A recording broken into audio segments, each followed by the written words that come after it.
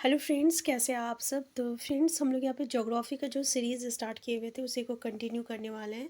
तो चलिए स्टार्ट करते हैं आज का क्लास। पहला क्वेश्चन है, भारत में अधिकतर वर्षा किसके द्वारा होती है?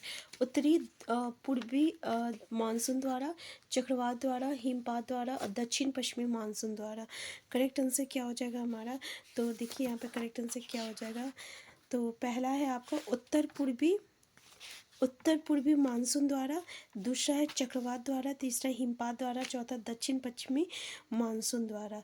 तो करेक्ट आंसर हमारा हो जाएगा आपका दक्षिण पश्चिमी मानसून द्वारा। भारत में अधिकतर वर्षा जो होती है दक्षिण पश्चिम मानसून द्वारा होती है। नेक्स्ट क्वेश्चन है, भारत में शीतकाल में वर्षा किसके द्वारा होती है? प्रति चक्रवात द्वारा, समुद्री तूफानों द्वारा, उत्तर पूर्वी मानसून द्वारा, चक्रवात द्वारा। तो करेक्ट आंसर क्या होगा हमारा? हमारा करेक्ट आंसर हो जाएगा चक्रवात द्वारा। शीतकाल में वर्षा जो है चक्रवात के द्वारा होता है। नेक्स्ट है, भारत में सर्वाधिक वर्षा मानसिन राम नामक स्थान पे होती है। ये किस राज्य में स्थित है? पश्चिम बंगाल में, मेघालय में, असम में, सिक्किम में। तो पहला तो ये याद रखिएगा, सबसे ज़्यादा वर्षा जो है मासिन राम में होती है, मासिन राम में, और ये मेघालय में है। कहाँ है? मेघालय में है।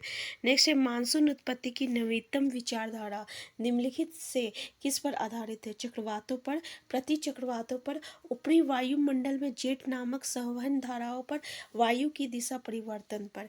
करेक्ट आंसर क्या हो जाएगा?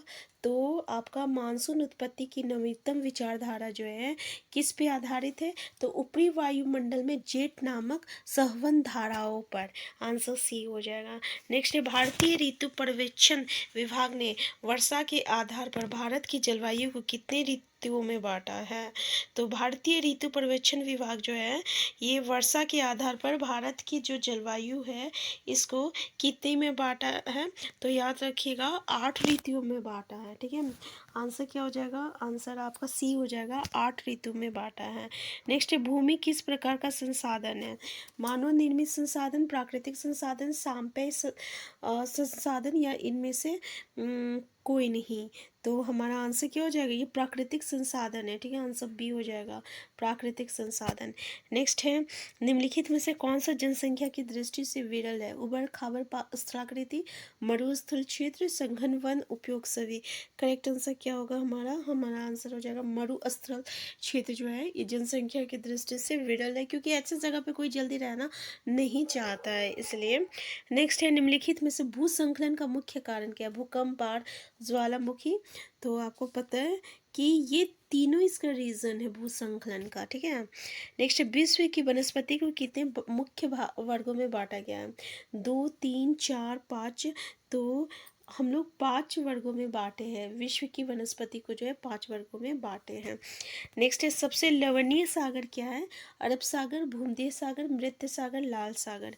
तो देखिए याद रखिएगा, सबसे जो लवणीय सागर जो है ये आपका मृत सागर को हम लोग कहते हैं। ठीक है, नेक्स्ट है, भारत के कौन से राज्य में काजीरंगा राष्ट्रीय उद्यान है? असम, केरल, पंजाब और तमिलनाडु। तो याद रखिएगा आपका असम में जो है काजीरंगा राष्ट्रीय उद्यान है। नेक्स्ट है, निम्नलिखित में से कौन सा देश टीन का उत्पादक है? मलेशिया, इंडोनेशिया, चीन। तो हमारा करेक्ट आंसर क्या हो जाएगा? मलेशिया, इंडोनेशिया, चीन, ये तीनों है टीन का उत्पादक। ठीक है, नेक्स्ट है, भारत के कौन से राज्य में कोलार स्वर्ण निक्षेप पाए जाते हैं? आंध्र प्रदेश, राजस्थान, कर्नाटक और मध्य प्रदेश।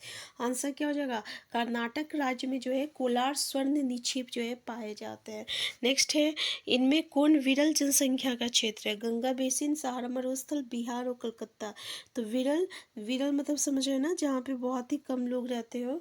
तो सहारा मरुस्थल हो जाएगा। ठीक है, सबसे गर्म जगह है ना आपका सहारा मरुस्थल। तो आंसर बी हो जाएगा यहाँ पे।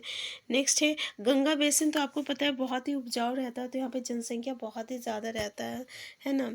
नेक्स्ट है, वर्ष 2011 में देश का सर्वाधिक घनत्व वाला राज्य कौन सा है?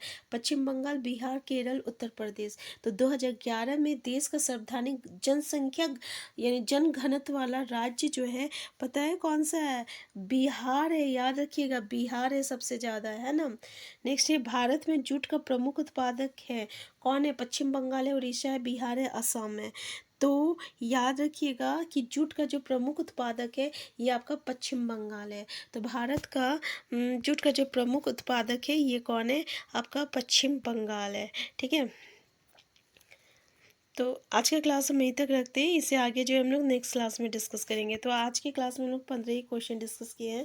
ऐसे हमारा इंटेंशन जो रहता है 20 to 30 क्वेश्चन हम लोग डिस्कस करते हैं। तो आज का क्लास में थोड़ा कम, नेक्स्ट क्लास में जो है हम लोग ज़्यादा से ज़्यादा क्वेश्चन को डिस्कस करेंगे। Thank you.